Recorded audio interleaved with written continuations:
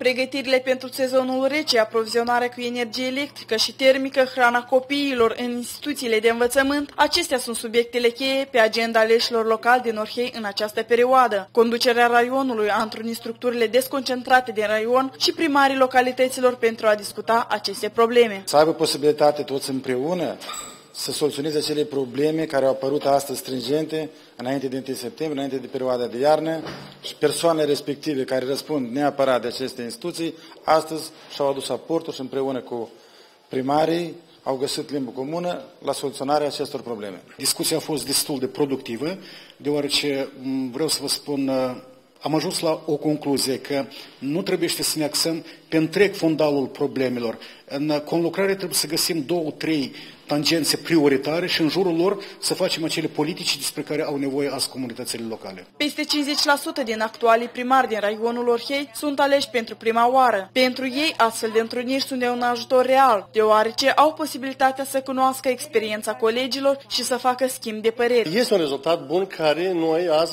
l-am pornit.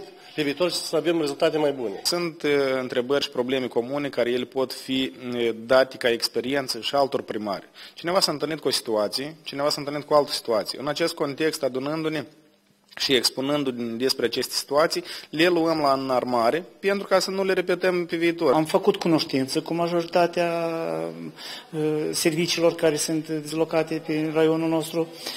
Sperăm la o conlucrare mai fructuoasă, avem multe întrebări, avem multe neînțelegeri până ce ar fi, dar împreună cu Consiliul Raional, cu toți aleșii poporului, cred că să ne isprăvim.